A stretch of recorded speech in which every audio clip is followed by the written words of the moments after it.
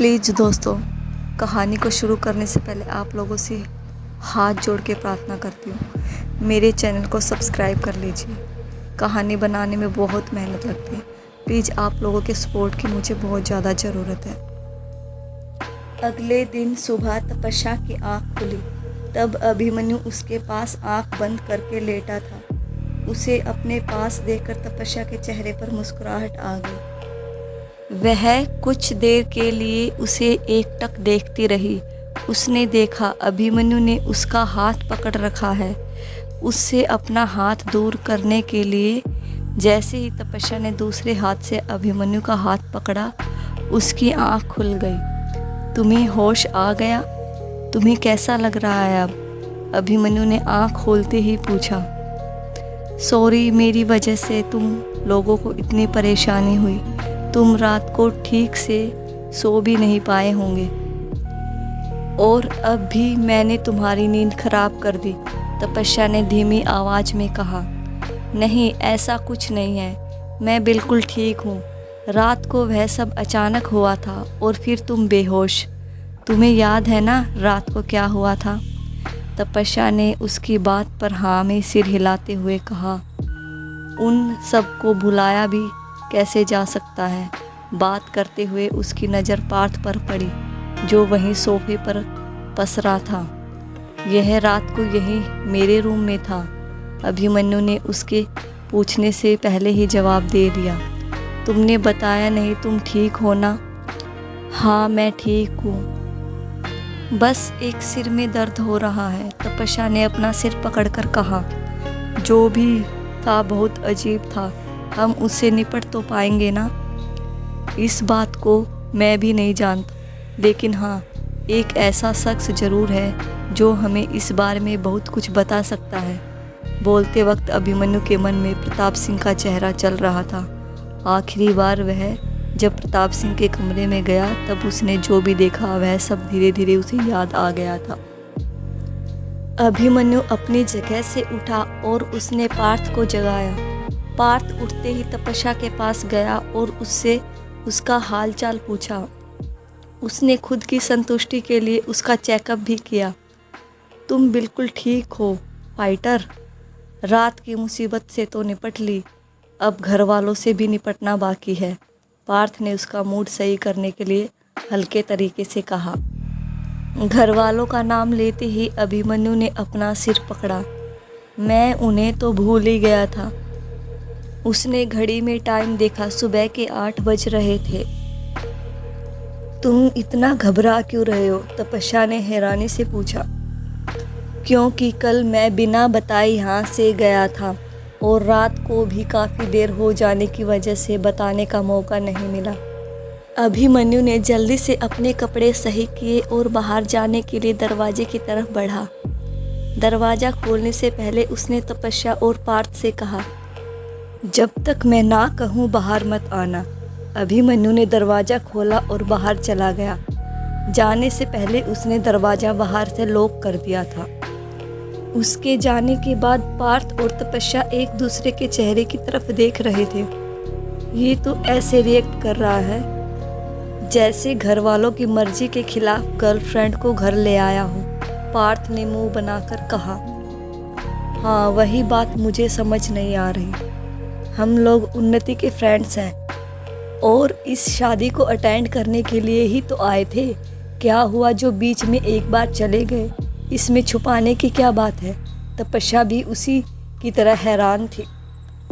दोनों वहां बैठकर अभिमन्यु के वापस लौटने का इंतजार कर रहे थे।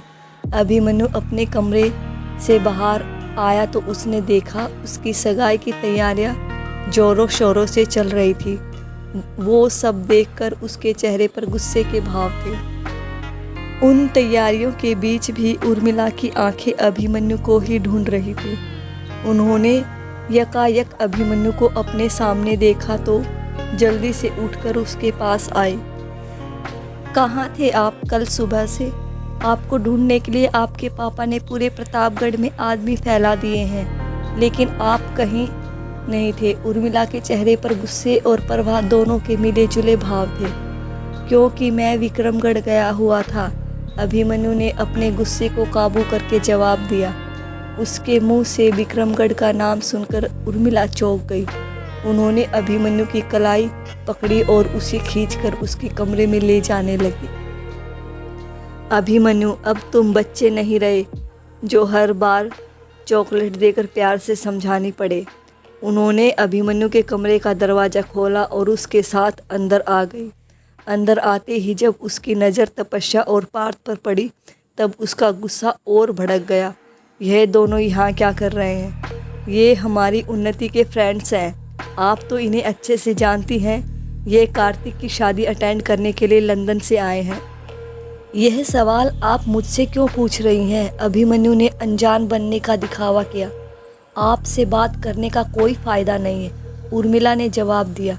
उन्होंने तपस्या की तरफ देखा और कहा, मैंने तुम्हें यहाँ वापस आने से मना किया था ना, फिर क्यों चली आई हो अपनी मौत को दावत देने?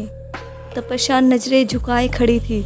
अभिमन्यु उसके पास गया और उसका हाथ पकड़कर बोला, माँ, आप इस तरह से इनसे बात नहीं कर सकती। यह हमारे मेहमान हैं। अगर मेहमान हैं तो मेहमान बन कर रहे ना, क्या ज़रूरत है हमारे घर के मामलों में टांग अड़ाने की?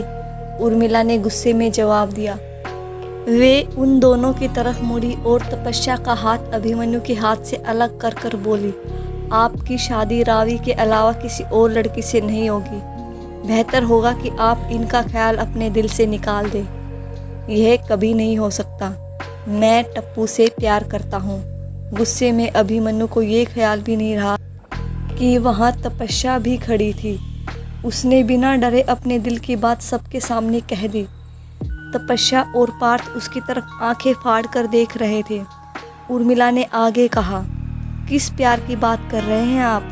अरे आपको इस लड़की से मिले हुए दिन ही कितने हुए हैं? यह बात आप रावी के मामले में क्यों नहीं समझती?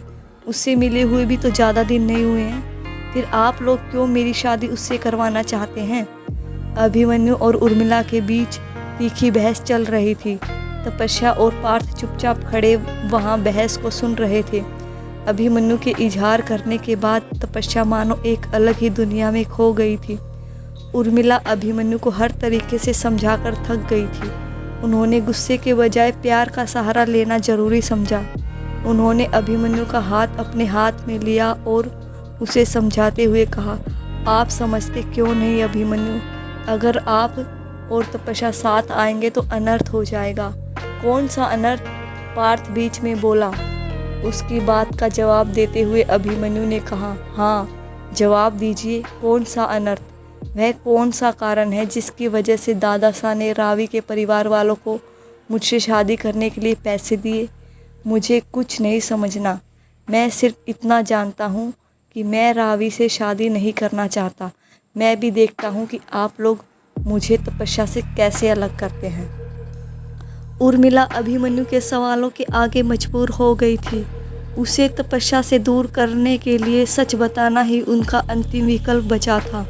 वह चिल्लाकर बोली, आप और तपस्या कभी एक नहीं हो सकते, क्योंकि तपस्या एक चंद्रवंशी है।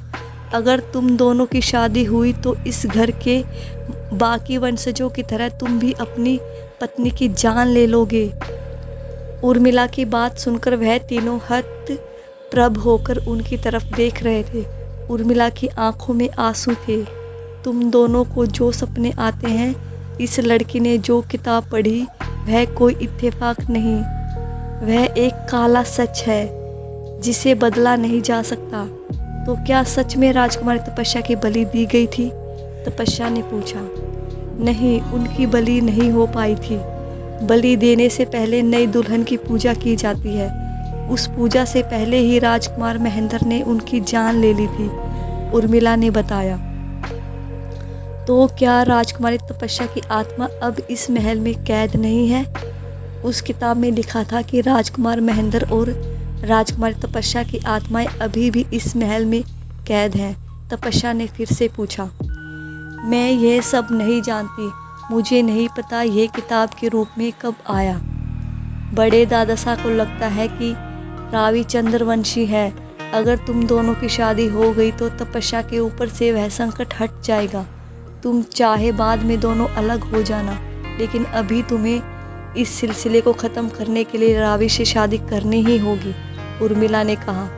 वह इस बार गुस्से से बात करने के बजाय अभिमन्यु के सामने हाथ जोड़कर गिड़गिड़ा रही थी। अभिमन्यु के पास उनकी बात मानने के अलावा कोई रास्ता नहीं था। उसकी आंखें नम थीं। क्या सच में इस शादी के बाद यह सिलसिला रुक जाएगा? क्या गारंटी है कि वह फिर तपस्या की जान के पीछे नहीं आएंगे? क्योंकि अब उनके पास ज़्यादा वक्त नहीं बचा है। सदियों पहले राजकुमारी तपस्या की बलि न होने की वजह से वह काफ़ी कमज़ोर हो गए हैं। उसके बाद उन्हें कोई चंद्रवंशी नहीं मिला। उनका कहना है कि कोई चंद्रवंशी दुल्हन शादी के बाद इस महल में कदम रख ही नहीं सकती। इस राजघराने की बलि दी गई बहुएं उन्हें यहाँ आने ही नहीं देती। इसलिए उन्होंने इस बार शादी महल में करवाने का डिसीजन लिया है। इस बार अगर बलि नहीं हुई तो वह ख़त्म हो जाएंगे, हमेशा हमेशा के लिए। उर्मिला की सारी बात बताने के बाद अभिमन्यु ने धीमी आवाज़ में पूछा, और क्या वह बड़े दादा सा हैं? उन्हें खुद को जिंदा रखने के लिए चंद्रवंशी की बलि की ज़रूरत पड़ती है? सिर्फ वही नहीं, उनकी 3 पत्नियां जो रिश्ते में हमारे ही राजघराने से हैं। मैं तुम बच्चों के आगे हाथ जोड़ती हूँ, प्लीज़ कुछ ऐसा मत करना जिससे उन्हें पता चले कि तपस्या और पार्थ चंद्रवंशी हैं, उर्मिला ने कहा। मेरा चंद्रवंशी होना तो समझ आता है, लेकिन तपस्या, वो कैसे? पार्थ ने हैरानी से पूछा। मैं इस बारे में कुछ नहीं जानती और ना ही आगे कुछ बहस चाहती हूँ। अभिमन्यु, अब तुम्हें समझ आ गया होगा कि मैं इस शादी के लिए क्यों जोर दे रही हूँ। अगर सच में तपस्या से प्यार करते हो तो साबित करो, और तुम बेहतर तरीके से जानते हो कि इसे कैसे साबित किया जा सकता है। उर्मिला का साफ साफ इशारा अभिमन्यु और रावी की शादी की तरफ था। अभिमन्यु ने उनकी बात का कोई जवाब नहीं दिया। उसने बिना कुछ बोले हाँ में सिर हिलाकर उनकी बात पर हामी भरी।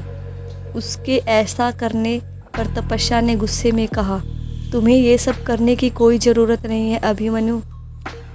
क्या गारंटी है कि अगर तुम्हारी और रावी की शादी हुई तो सब ठीक हो जाएगा? मैं तुम्हें इन सब से बचाने के लिए कुछ भी कर सकता हूँ। पता है ना, मैंने तुमसे वादा किया था, अभिमन्यु ने उसे जवाब दिया। लेकिन साथ ही तुमने ये भी कहा था कि तुम इस सिलसिले को रोक कर रहोगे। इन सब से मैं तो बच जाऊंगी, लेकिन फ्यूचर में ये सब फिर से रिपीट होगा तो तपस्या कैसे भी करके अभिमन्यु को इस शादी से रोकना चाहती थी। जब उर्मिला को लगा कि अभिमन्यु कहीं तपस्या की बातों में ना आ जाए, तब उन्होंने बात को संभालते हुए कहा, शाम को तुम दोनों की सगाई है अभिमन्यु, पहनने के लिए कपड़े सेलेक्ट कर लो। वह अभिमन्यु का हाथ पकड़कर उसे वहाँ से ले जाने लगी। जाते वक्त वह तपस्या और पार्थ की तरफ देखकर बोली, अब जब तुम दोनों यहाँ आ ही गए हो तो शाम को सगाई अटेंड करने ज़रूर आना। मन करे तो शादी तक भी रुक जाना, लेकिन एक अच्छे मेहमान की तरह।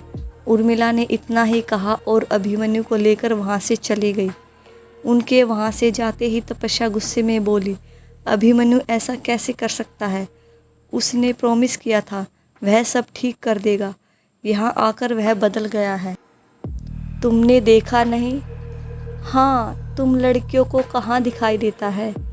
उसकी आंखों में तुम्हारे लिए प्यार और केयर साफ नज़र आती है। इस प्यार और फिक्र के लिए वह अपनी पूरी ज़िंदगी तक दांव पर लगाने के लिए तैयार बैठा है, पार्थ ने जवाब दिया। लेकिन मैं उससे प्यार? तपस्या अपनी बात पूरी करती हो उससे पहले पार्थ ने कहा, जानता हूँ तुम यही कहोगी कि मैं उससे प्यार नहीं करती। वह तुम्हारी जान बचाने के लिए एक ऐसे लड़की से शादी करने के लिए तैयार हो गया जो उसे पसंद तक नहीं, और तुम्हें अभी भी उसके प्यार पर डाउट है? तपस्या ने उसकी बात का कोई जवाब नहीं दिया। उसे चुप देखकर पार्थ वहाँ से चला गया। पार्थ के जाने के बाद तपस्या ने खुद से कहा, भले ही तुम दोनों ने अपने कदम पीछे खींच लिए हो, लेकिन मैं पीछे नहीं हटने वाली। उर्मिला आंटी की बातों से इतना तो साफ है, यह सब इनके बड़े दादा सा कर रहे हैं। अब बात सीधे उनसे ही होंगी। अगर सच में राजकुमारी की आत्मा इस महल में कैद है तो मैं उन्हें बाहर निकाल कर रहूँगी। अब मुझे समझ आया वह किताब मुझ तक क्यों आई होगी। वह मुझसे यही चाहती है कि मैं उसे इस कैद से मुक्ति दिलाऊं। मैं अपने कदम किसी हाल में पीछे नहीं लूँगी। तपस्या ने मन ही मन प्रताप सिंह से मिलने का फैसला किया और उन तक पहुंचने के लिए वह घर के किसी सदस्य से उनका पता मांगने के लिए बाहर आई। बाहर हो रही अभिमन्यु और रावी की सगाई की तैयारियां देखकर दिल ही दिल में उसे भी एक चुभन महसूस हो रही थी। अभिमन्यु के लिए प्यार तपस्या को समझ नहीं आ रहा था। उसे इस वक्त सिर्फ और सिर्फ अपना लक्ष्य दिखाई दे रहा था और वह था राजकुमारी तपस्या को इंसाफ दिलाना। कहानी कैसी लग रही है कमेंट में ज़रूर बताएं।